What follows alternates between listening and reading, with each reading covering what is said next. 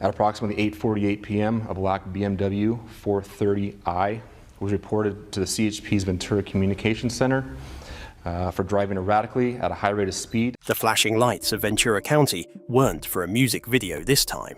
On March 4th, the world watched as a black BMW was pulled over and the woman who defined an entire generation's youth was booked on suspicion of a DUI. With a $200 million catalog sale in her pocket and a vow never to perform again, Britney Spears is wealthier and freer than ever. But as her inner circle finally speaks out, one question remains: is she still okay? The inexcusable night in Ventura. It was just before 9 p.m. on Wednesday, March the 4th, when the first calls began hitting the Ventura County dispatch. Callers described a black BMW 430i tearing down US 101 near Newbury Park, just north of the Los Angeles County line. According to dispatch audio, the vehicle wasn't just speeding, it was swerving violently across lanes and braking abruptly, a terrifying sight on a freeway known for its high-speed flow. For those few miles, the driver wasn't a pop icon, she was a public safety hazard. When the California Highway Patrol finally caught up with the car and signaled for a pullover, the scene that unfolded was hauntingly quiet compared to the media circuses of Britney's past. There were no flashing paparazzi bulbs, only the cold, sterile glow of the Highway Patrol's LED light bar. Britney was the sole occupant of the vehicle. Reports from the scene indicate she appeared visibly impaired, and the standard battery of field sobriety tests, the heel-to-toe walk, the one-leg stand, did not go well. By 9:28 p.m., the Queen of Pop was in handcuffs, but the night didn't end at the roadside. In a move that highlights the seriousness of the suspicion, officers didn't take her straight to a cell. They first transported her to a nearby hospital for a mandatory blood draw. In the state of California, if a driver shows signs of impairment from a combination of substances, as the CHP statement later alleged, a chemical test is the gold standard for the district attorney. This wasn't just about a glass of wine, it was a deeper investigation into what was in her system during those erratic miles on the 101. It wasn't until 3:02 a.m. on Thursday that Britney was finally processed at the Ventura County Jail. On the booking sheet, her occupation was listed simply and somewhat poignantly as celebrity. She spent 3 hours in custody before being released just after 6 a.m. on a cite and release basis. Her car, the black BMW that had been her vessel of freedom, was towed away to an impound lot. The timing of the arrest adds a layer of tragic irony to the story. Only days prior, Britney had secured a major legal victory, a permanent restraining order against a 51-year-old stalker who had been harassing her for over a decade. She had finally cleared a major source of anxiety from her life, only to find herself in a different kind of legal entanglement less than 72 hours later. Immediately following her release, Britney did what she often does when the world feels too loud. She deactivated her Instagram. Her final post before the blackout was a cryptic nod to her own vulnerability, a song snippet about the fragility of the Queen of Hearts. Did she speak about it? Not much, but she let her team do the talking. While her exes, Sam Asghari and Kevin Federline, have surfaced to ask for facts over rumors, it is her own management team that provided the most jarring commentary. By calling the incident completely inexcusable, they signaled that the kid gloves era of the conservatorship is truly over. There is no one left to hide behind. As she prepares for her May 4th court date, the reality is stark. Britney Spears is a 44-year-old woman with the keys to her own life, but on that Wednesday night in Ventura, she nearly lost control of the wheel entirely. To look at the 2026 DUI in a vacuum is to miss the forest for the trees. For Britney, a traffic stop isn't just a legal headache, it's a trigger for a global PTSD response. Britney's darker days. We have spent nearly 3 decades watching this woman navigate a world that seemingly wants her to be two things at once: a perfect, hyper-profitable doll and a cautionary tale of total destruction. The current troubles are the jagged scars of a career that didn't just decline, it was systematically dismantled by the very machinery that built it. The spiral didn't start with a shaved head in 2007, it started with the suffocating hyper of a teenager from Kentwood, Louisiana. By the time she reached her early 20s, Britney wasn't just a singer, she was a national debate. Every move was a scandal. Remember the 55-hour marriage to Jason Alexander in Las Vegas? To the public, it was a punchline. To Britney, it was a desperate, impulsive grab for a shred of normalcy that was immediately snatched back and annulled. Then came the era of Kevin Federline, a marriage that the media treated like a televised train wreck, dissecting every frame of their reality show chaotic until there was nothing left but the bones of a relationship. The mid-2000s were a masterclass in societal cruelty. We saw the photos of her driving with her infant son, Sean Preston, on her lap. The world didn't see a panicked mother trying to escape a literal swarm of hundreds of aggressive men with cameras. They saw unfitness. They saw a reason to strip her of her dignity.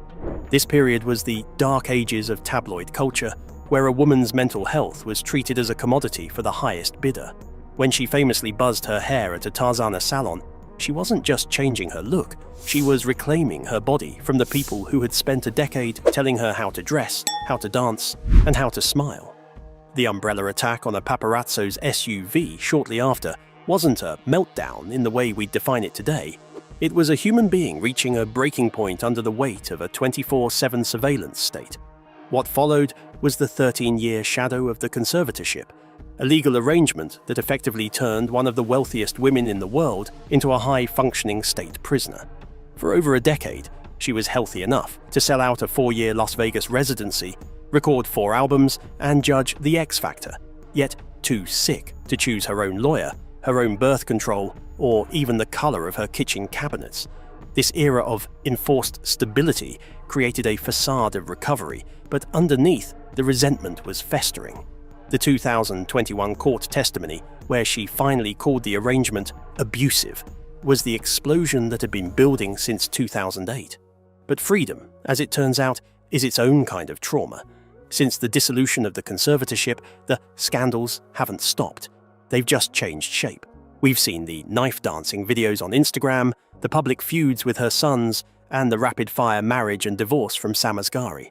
Critics point to these as signs that she needs control, while fans see them as a woman finally allowed to be messy, loud, and uncurated. It's the sound of a woman who has spent her life being driven by others finally sitting behind the wheel and realizing she still doesn't quite know where she's going. If the ghosts of the past are still haunting her every turn, what happens when she tries to outrun them with a $200 million fortune in the passenger seat? The $200 million question. In the early weeks of 2026, long before the sirens on the 101, Britney Spears pulled off the ultimate mic drop without ever stepping onto a stage. News broke that she had finalized a landmark deal with Primary Wave, selling her ownership stake in her music catalog for an estimated $200 million. For a woman who was famously once down to her last few million while her father controlled her purse strings, this was more than a financial win. It was a severance package from the industry that raised her.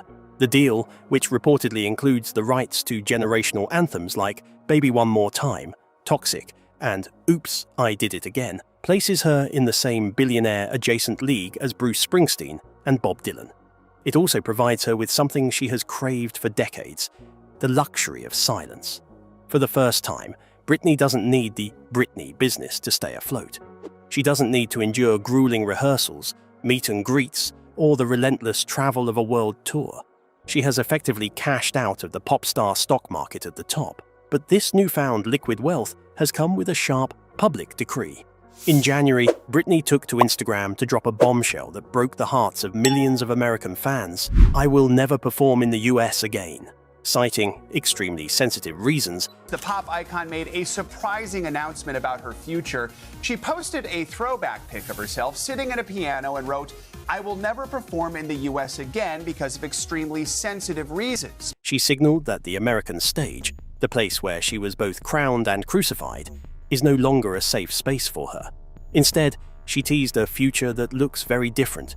Intimate, stool and a rose type performances in the UK or Australia, possibly alongside her musically gifted son, Jaden James. This retirement from the US stage has created a strange, gilded vacuum.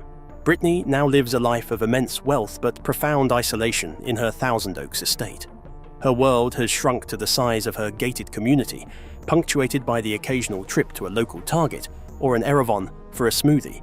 Without the structure of a comeback or a residency to anchor her, the question becomes, what does she do with all that time and all that money? wealth can buy you a black BMW and a team of lawyers to call your mistakes inexcusable. But it can't buy the internal peace that the industry stole from her 20 years ago. As she sits in her mansion, no longer a working artist but a retired legend at 44, the $200 million acts as both a fortress and a cage. She has the resources to heal, but she also has the resources to disappear into her own habits.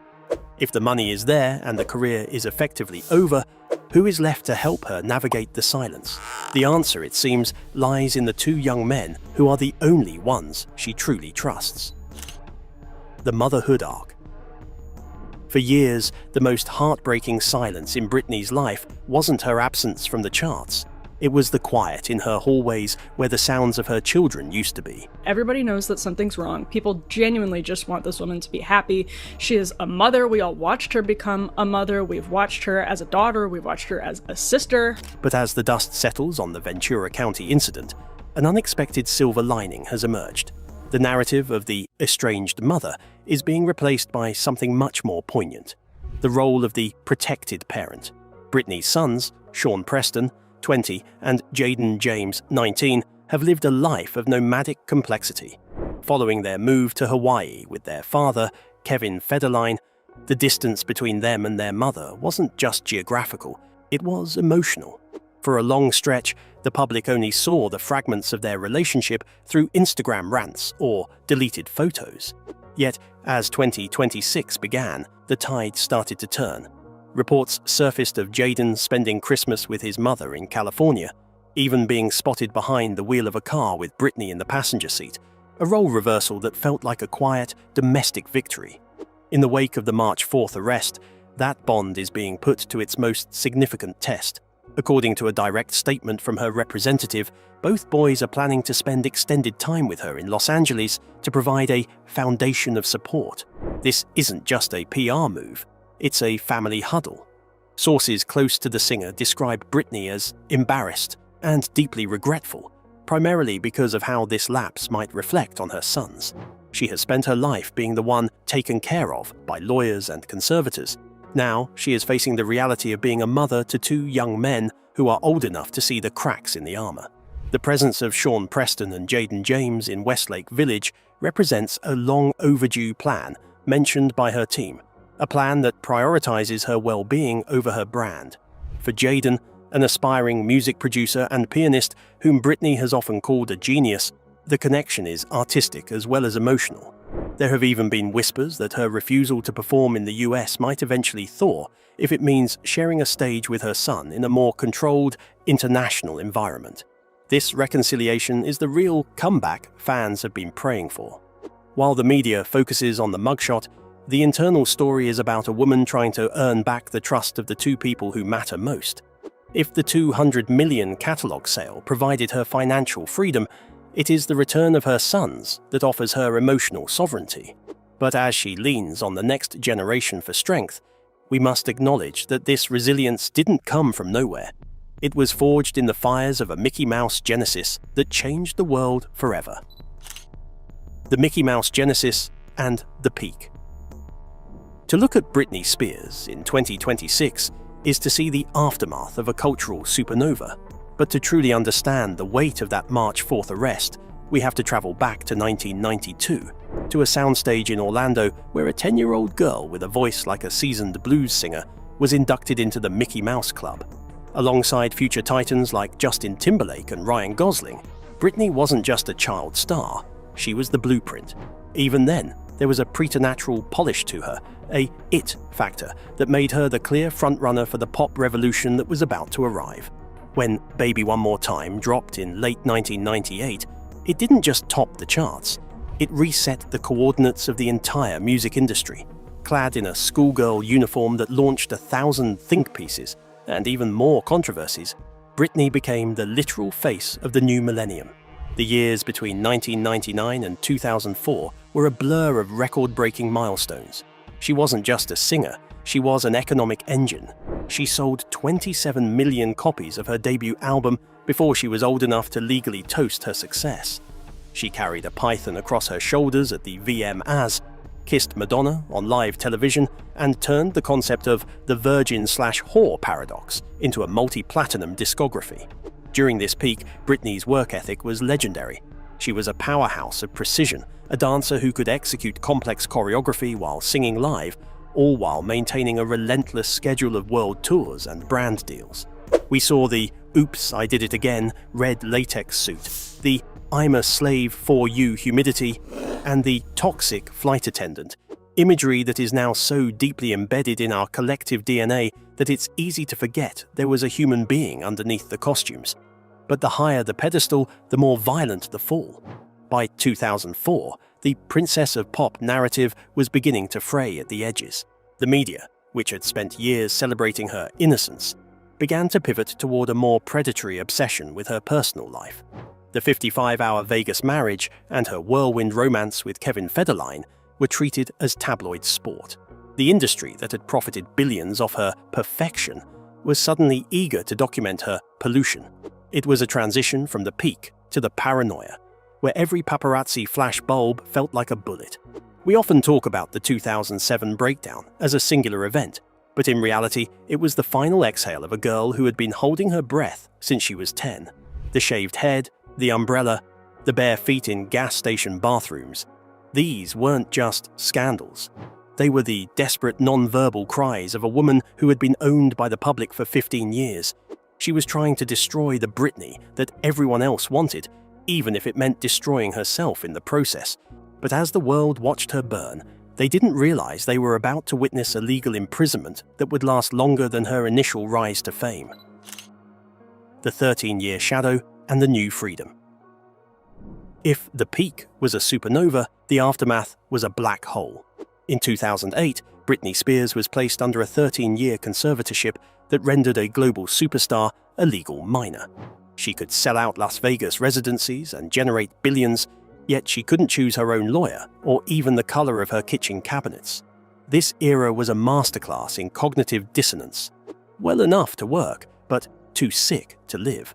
The 2021 #FreeBritney victory was a triumph, but freedom after a decade of captivity is volatile. And a viral movement to free Britney. Fans of the pop star who claim the conservatorship is being used to control her against her will.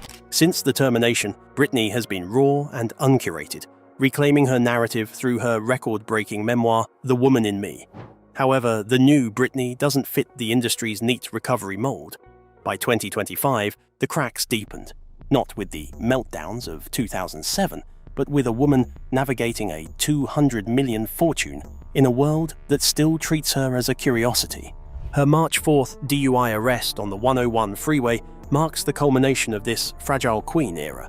For the first time, her team has called her actions inexcusable, signaling that freedom without support is a dangerous vacuum. As she retreats to her Westlake Village estate and deactivates her Instagram, the #FreeBritney era has officially evolved into the #HealBritney era. At 44, wealthy and single, she is finally the only person deciding what happens next. The world is still watching, not for a dance routine, but for a sign she can finally find her way home. What are your thoughts about Britney's new life chapter? If you enjoyed this video, click subscribe for more in the channel. Thanks for watching.